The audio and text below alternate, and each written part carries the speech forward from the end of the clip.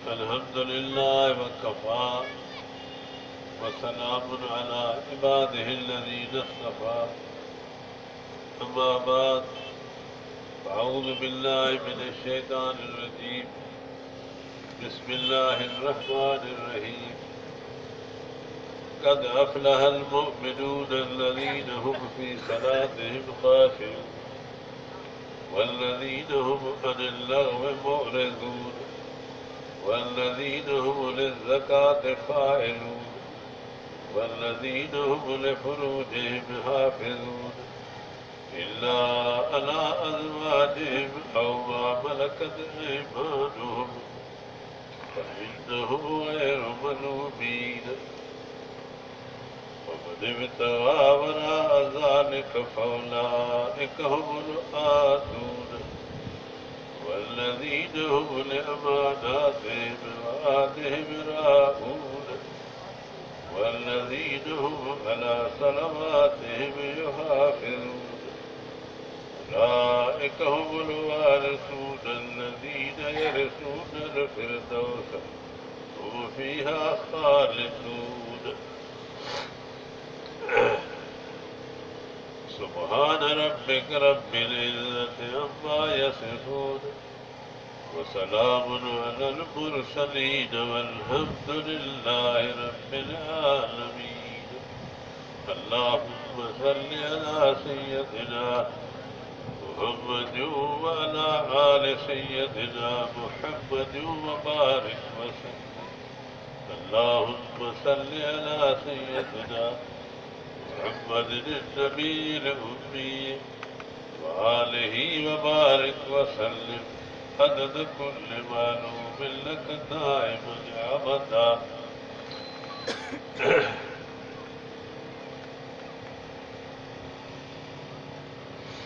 हदीस पाक में जे तो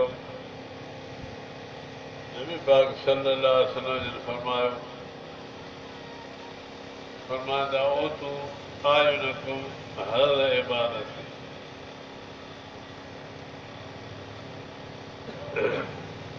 फरमाया त तव्हां पंहिंजनि अखियुनि खे बि इबादत जो भाॻ ॾियो साहिब अखियुनि जी इबादत कहिड़ी आहे पाण फरमाया अंदर फिल मसाइल क़ुरान मजीद में नज़र करणु इहा ई इबादत आहे ऐं इहा ई इबादत इंसान जे लाइ निजात जो ज़रियो काफ़ी आहे केतिरा दोस्त असांजा केतिरियूं ॻाल्हियूं आहिनि तव्हां मुंहिंजे आवाज़ मुंहिंजो ॻाल्हाइण मां सम्झंदा हूंदव मुंहिंजी तबियत सही न आहे इन करे ॿिया आलम बि वेठा आहिनि ड्रगवाज़ मां करे बि पाण कोन सघूं आया हूं त हिन अहिड़ी मजलिस जे शिरकत जे शहादत जे लाइ शरीक थियाऊं तव्हां बुज़ुर्गनि जी अलाह ताला ज़ियारत नसीब कई आहे इहा मुंहिंजे लाइ शहादत आहे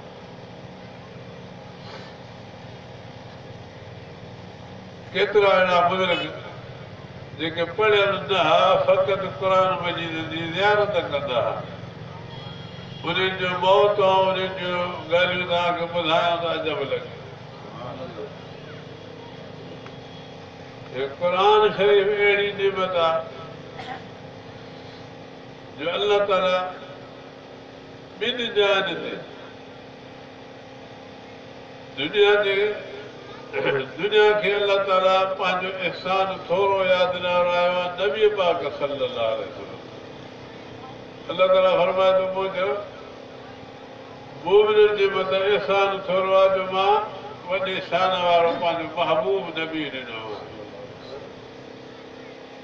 मां फरमाईंदो आहियां सैयद वुल्द आदम वला फ़ख्र, मां आदम जी औलाद जो सरदार आहियां। मां फ़ख्र सां नथो चवां, अलाह मूंखे ईअं कयो, सरदारी ॾिनी। अञा अवल मन धकल बार, मां पहिरियों उहो आहे जेको जन्नत जो दरवाज़ो खड़काईंदुसि। अने छा फेरो उहो शफ़ आहे न बि सिंध उहो जेको क़यामत जो ॾींहुं थींदो, यौम तुबद्दलु अल-अर्ज़ु ग़ैर अल-अर्ज़, ज़मीन टिरामे जी थी वेंदी, पर इहा हूंदी काफ़िरनि जे लाइ। मोमिन अलाह जा माना अलाह जी रहमत जी छांव में हूंदा।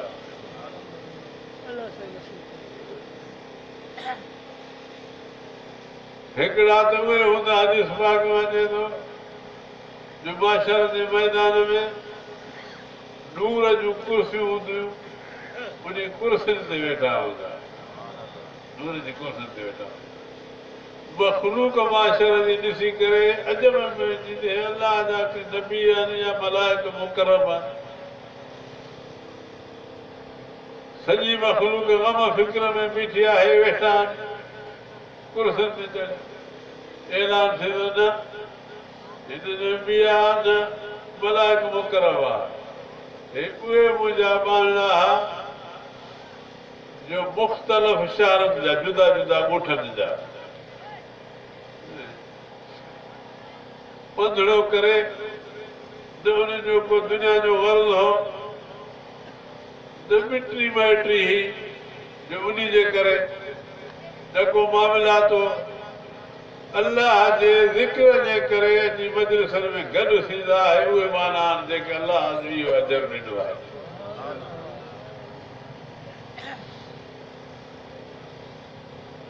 सो अदा उन ॾींहुं पैगंबर सल्लल्लाहु अलैहि वसल्लम जी शफ़ाअत थींदी।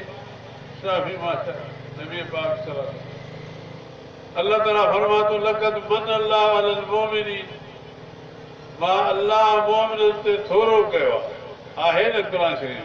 पोइ कहिड़ो थोरो? इज़ बअस फ़ीहिम रसूलन मिन अनफ़ुसिहिम, जो मां उन जे रसूल मोकिलियो जेको तमामु वॾे शान वारो आहे। जेके बि वॾे शान वारा आहिनि उन खां वॾे शान वारो, समूरनि खां वॾे शान वारो उहो आहे।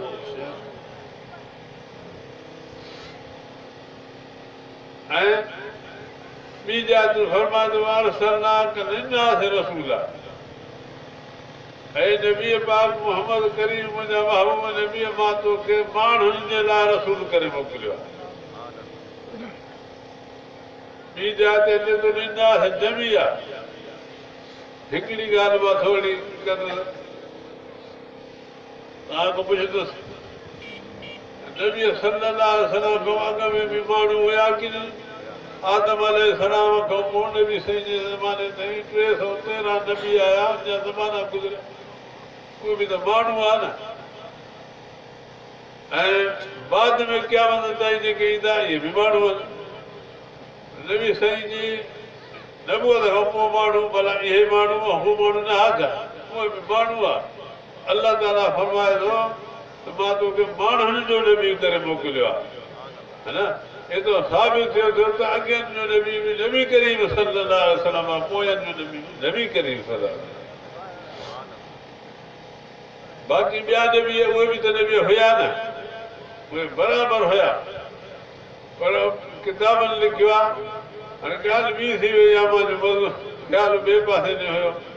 किताबनि लिखियो आहे त कमा अन नूर शम्स नूर कमर मुस्तफ़ाद मिन नूर शम्स कज़ालिक नबूवत माशरुल अंबिया व मुस्तफ़ादुन मिन नबुवत मुहम्मद सल्लल्लाहु अलैहि वसल्लम। फलासफ़नि वटि उन्हनि जे फ़लसफ़े जे अकुली ॻाल्हि जे मुताबिक़ ॿी मिसाल बि मां ॿुधायां थो, इहा आहे त चंड खे जेको नूर मिले थो इहो सिज खां थो मिले। चंड खे पंहिंजो नूर कोन्हे, ऐं इहा वाक़ई ॻाल्हि आहे जो पंहिंजो हुजे त पहिरीं तारीख़ ते बि सॼो ॾेखारिजे न, पर इन खे सिज जो नूर मिलियल आहे। उन जी मिसाल ईअं आहे, ॻाल्हाए त जीअं ॾिसो हिकिड़ो माण्हू आहे आईनो अथसि हथ में, पोइ सिज जे साम्हूं कंदो, पोइ होॾे ओलड़ो वेंदो, ओलड़ो थींदो आहे न। हाणे ओलड़ो उहो आईने जो त न आहे, उहो ओलड़ो हक़ीक़त में कंहिंजो आहे, सिज जो आहे, उहा रोशनी सिज जी आहे। त चंड खे बि जेको नूर मिलियल आहे उहो ईअं आहे, पहिरीं राति थोरो सिज जे साम्हूं थींदो आहे, तंहिं करे थोरी लीकड़ी, ॿी राति वधीक, टी राति वधीक, टियों राति, तेरहीं राति, 15 राति बराबरि में हूंदो आहे, पोइ वरी घटिबो वेंदो, साॼी लीक जी लीक। जीअं सिज जो चंड खे नूर मिलियल आहे सिज खां, अहिड़ी तरह सारी नबियनि जी जमात खे, 1.25 लख नबियनि जी जमात खे जेका नबूअत मिलियल आहे, उहा नबी सल्लल्लाहु अलैहि वसल्लम जी नबूअत जो ओड़ो आहे, असली नबी मोहम्मद सल्लल्लाहु अलैहि वसल्लम। अल्लाह असांखे एॾो वॾो नबी ॾिनो आहे। अल्लाह तबारक व तआला सिर्फ़ असांखे उन अल्लाह जी नेमत जो क़दुरु करण जी तौफ़ीक़ अता फ़रमाए। चए थो हिकिड़ो अल्लाह जो बंदो चुम शानश निगाह मूसा कर्द शुदनश उम्मत तमन्ना कर्द, चुम शानश निगाह ईसा कर्द शुदनश उम्मत तमन्ना कर्द। जॾहिं नबी पाक सल्लल्लाहु अलैहि वसल्लम जी शान खे तौरात इंजील में मसलहुम फी तौरात व मसलहुम फी इंजील, अल्लाह ताला फरमाए थो मां पंहिंजे महबूब नबी सल्लल्लाहु जी सिफ़तां तौरात में बि लिखाए छॾियूं, इंजील में बि लिखायूं, तौरात में बि नाज़िल कयूं, इंजील में। मूसा अलैहिस्सलाम दुआ घुरे, अल्लाह असांखां नबूअत वापसि वठि, अहिड़े नबी मोहम्मद करीम सल्लल्लाहु अलैहि वसल्लम जो उम्मती बनाए। तव्हां असांखे अल्लाह ताला अहिड़े नबीअ जो उम्मती बनायो आहे, इहो अल्लाह जो एहसान आहे। पैगंबर सल्लल्लाहु अलैहि वसल्लम जो अल्लाह ताला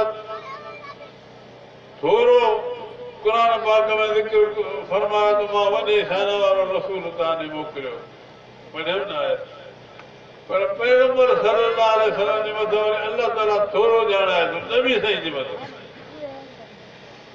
अल्लाह ताला फरमाए हुव अल्लज़ी अनज़ल अलैकल किताब वल हिकमत।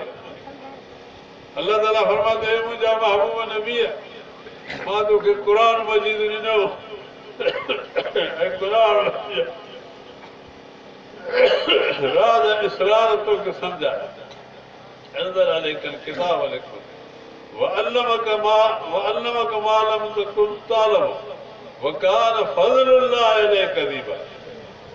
अल्लाह ताला फरमाए थो मां अल्लाह जो तुंहिंजे मथां वॾे में वॾो थोरो, हिन क़ुर जो थोरो अल्लाह ताला नबी खे ॼाणाए थो त मां हीउ क़ुर नाज़िल करे तुंहिंजे मथां एहसान कयो आहे। हीउ क़ुर अहिड़ी नेमत आहे जेका तव्हां असांखे अल्लाह तबारक व तआला मूंखे भाङे में ॾिनी, ऐं हीअ जेका मजलिस आहे हे उन क़ुर पाक जे मजलिस आहे। अल्लाह तबारक व तआला खां दुआ आहे, अल्लाह ताला असांजो अचणु वञणु वेहणु ॿुधणु ॿुधाइणु इहो सभु अल्लाह ताला क़बूल फरमाए। अल्लाह ताला फरमाए थो, जेके मां आयत मुबारक पढ़ियो, क़द अफ़लहल मुमिनून क़द अफ़लहल मुमिनून अल्लज़ीना हुम फ़ी सलातिहिम ख़ाशिऊन। छुटियलनि ॿारनि जूं निशानियूं, नबी सॼी हदीस पाक आहे, हाणे मां तफ़सील सां नथो कयां ज़िक्र, छो त हाणे ॿिया ईंदा मां हुनखे इजाज़त वठी आहियां। जॾहिं हीअ न आयत इहे आयत मुबारक जेके मां तव्हांजे साम्हूं पढ़ियूं, जॾहिं इएं नाज़िल थियो, अलाह ताला क़ुर पाक नबी पाक फरमाए त अलाह ताला जन्नत खे पैदा करे जन्नत खे हुकुम फरमाए त ॻाल्हाए त सयूं जन्नत इहे आयत क़ुर पाक जी पढ़ी कदा फ़िलहाल मोमिनून अलज़ी फिरदौस जन्नत खे अलाह तबारक व तआला हुकुम कयो ॻाल्हाए त जन्नत इहे आयत पढ़ी जेके मां तव्हांजे साम्हूं पढ़ी। इन में इहो मालूम थियो जन्नत इहो पंहिंजो ऐलान करे ॿुधायो त मां में जा इन्हनि माण्हुनि जा जेके इन्हनि हुकुमनि ते हलंदा, इहे हुकुम पूरा कंदा, ज़िंदगी इन हुकुम जे मुआफ़िक़ गुज़ारींदा। ऐं नबी पाक सल्लल्लाहु अलैहि वसल्लम फरमाइनि था, अम्मा आयशा सिद्दीक़ा फरमाए थी, साहबीन पुछो अम्मा नबी पाक सल्लल्लाहु अलैहि वसल्लम जो अख़लाक़ कहिड़ो असांखे त ॿुधाए। नबी साईं जी वफ़ात खां बाद साहबीन अर्ज़ु कयो, फरमाए त क़ुर पाक पढ़ियल आहे त पोइ वञी करे पढ़ कदा फ़िलहाल मोमिनून क़ुर पाक जो जेके इहे हुकुम आहिनि नबी साईं जा इहे अख़लाक़ आहे, ज़िंदगी इहे ई इहे कम आहे नबी पाक। ऐं जॾहिं इहे आयत नाज़िल थियूं त पाण फरमाए त अलाह तबारक व तआला मां जे क़ुर पाक जो अहिड़ियूं आयत नाज़िल फरमाइनि जेको बि इंसान मर्द हुजे ज़ैफ़ा हुजे इन जे मुआफ़िक़ अमल कंदो, ज़िंदगी गुज़ारींदो, अलाह उनखे जन्नत फिरदौस अता कंदो। कद अफ़लहल मोमिनून, अफ़लाह जी माना आहे नजा मिनल मकरूह व फाज़ बिमुरादी, तकलीफ़नि खां बची पियो पंहिंजे मक़सद ते पुॼी वियो, तकलीफ़नि खां बची पियो पंहिंजे मक़सद ते पहुची वियो। पोइ कहिड़े बि क़िस्म जूं तकलीफ़ा हुजूं, तकलीफ़ा बि आहिनि नेमता बि आहिनि, इंसान जे लाइ क़यामत जे ॾींहुं फरीक़ुन फिल जन्नत व फरीक़ुन फिल सईर, अलाह ताला फरमाए त हिकिड़ा माण्हू जहन्नम में वेंदा, हिकिड़ा जन्नत में वेंदा। यौम तबियज़ वजूह व तस्वद वजूह, फरमाए त हिकिड़ा उहे हूंदा जंहिंजा मुंहं रोशन हूंदा, हिकिड़ा उहे हूंदा जंहिंजा मुंहं कारा हूंदा।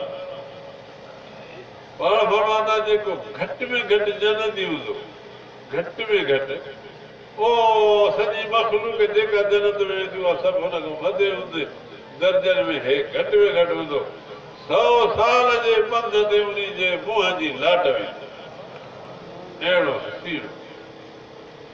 ऐं जेको जहन्नम में हूंदो उहो कानमा उहे हेत कि अमिन लैल मुज़लिमा, जीअं जेको राति कारी मथो चढ़ी ईंदी आहे, सारो जहान जेको ऊंदहि में ढकिजी वेठिजी वेंदो आहे, ईअं जेकॾहिं जहन्नमी माण्हू मुंहुं ॿाहिरि कढे त सारो जहान कारो थी वेंदो। फरीक़ुन फिल जन्नत व फरीक़ुन फिल सईर, अलाह ताला फरमाए थो जेको शख़्स जन्नत खे जन्नत में वियो, मोहम्मद ज़ुरया अनिदार उदखिलल जन्नत, जेको जहन्नम खां बची जन्नत में दाख़िल थियो, अलाह ताला फरमाए थो इहो खटी आयो, इहो पंहिंजी मुराद खे पहुतो। आदम अलैहिस्सलाम अलाह ताला जन्नत में पैदा कयो, इतां सम्झ में आयो त इंसान जो असली घर जन्नत आहे, असली घर जन्नत आहे।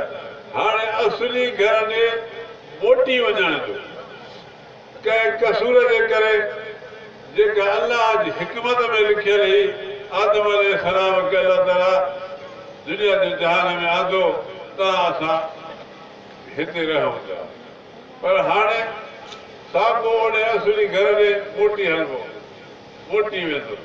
अल्लाह ताला फरमाए थो जेको हिन क़ुर मजीद खे चिमिड़ंदो, अल्लाह ताला फरमाए थो पोइ इन खे क़ुर मजीद इन बाने खे पंहिंजे असली घर ॾे मोटाए असली घर में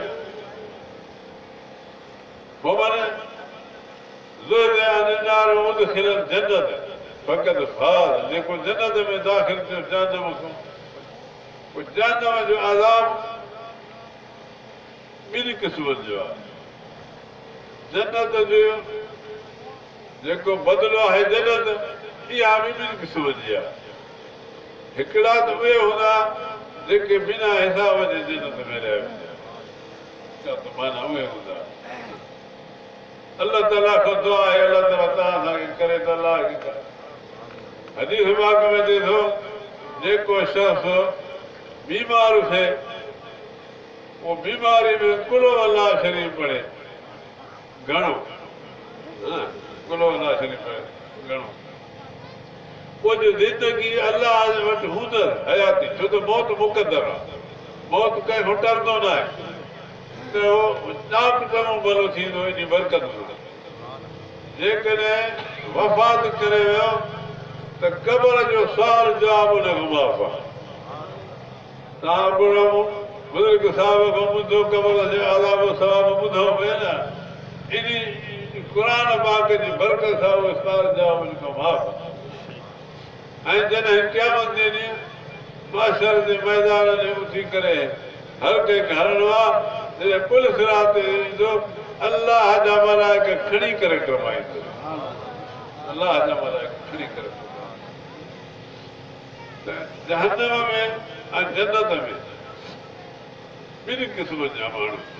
जन्नत में उहे हिकिड़ा त उहे हूंदा जेके बिना हिसाब जे वेंदा, ॿिया हिसाब खां पोइ वेंदा। जेका अहिड़ा बि हूंदा जेके गुनाह कया हूंदो पर ईमान उन्हनि खे हूंदो, पोइ उहा गुनाहनि जी सज़ा जेतिरी गुनाह कया हूंदा ओतिरा साल, वॾे ॾोही खे जेल घणो हूंदो आहे, नंढे खे थोरो हूंदो आहे, ओतिरा साल गुज़ारे वरी आख़िर जन्नत में। छो त मुस्लमान खे जेको अज़ाब आहे, गुनाहगार मुस्लमान खे जेको अज़ाब थींदो आख़िरत में, उहो तहज़ीब जो आहे। तहज़ीब जो मां सफ़ाई खे, तहज़ीब जो मां सफ़ाई खे। हाणे जी मिसाल माना सोन जूं खाणियूं तव्हांखे ख़बर आहे थींदियूं आहिनि, पोइ सोन उन खाणनि मां कढी ईंदा आहिनि, जिथे आहिनि उन खे मिटी मेरे लॻल हूंदी आहे। पोइ उनखे जेको बाहि जे आड़ानि में जेके उन जा ठहियल आहिनि उन में साफ़ कंदा आहिनि, पोइ उनजी कट लही वेंदी आहे, पोइ सोन जो सोन हूंदो आहे। मुस्लमान जंहिं पढ़ियो आहे ला इलाहा इल्लल्लाह मुहम्मद रसूलुल्लाह सल्लल्लाहु अलैहि वसल्लम, इन दिलि सोन वारी आहे। हाणे इन जेकॾहिं गुनाहनि जी कट का लॻी वियसि पर इहो सोन हुन छॾियो न आहे, माना कल में ते हुनजो मौत थियो आहे, त पोइ जेकॾहिं अलाह ताला इन जी बरकत सां माफ़ करे त पोइ पुछण वारो कोन्हे। पर जेकॾहिं अज़ाब थींदो त सफ़ाई जो अज़ाब थींदो, जेतिरे ते हुनखे मेरे घणी लॻल हूंदी या थोरी लॻल हूंदी, मेरे न थिए त साॻियो सोन जो सोन जन्नत में रहियो। ऐं काफ़र उहो उनखे जेको अज़ाब थींदो उहो हमेशह वारो तहज़ीब जो अज़ाब आहे, तहज़ीब जो। इनजे लाइ हरम अल्लाह अलैहि जन्नत। अल्लाह तबारक व तआला खां दुआ आहे त रब तबारक व तआला तव्हां असांखे पंहिंजे कलाम पाक सां मुहबत अता फरमाए, उन जे हुकमनि जे हलण जी। जे न आहियो पढ़ियल त बि ज़ियारत कंदा कयो, इहो ई काफ़ी आहे। अल्लाह तबारक व तआला जे कलाम पाक जी ज़ियारत करणु इहो ई सवाबु आहे, बैतुल्लाह शरीफ़ जी ज़ियारत करणु इहो बि सवाबु आहे, बेमा जी ज़ियारत करणु मुहबत सां इहो बि सवाबु आहे, वॾा सवाबु आहिनि। अल्लाह खां दुआ त अल्लाह ताला तव्हां असांजा गुनाह माफ़ करे पंहिंजी रज़ा नसीब फरमाए।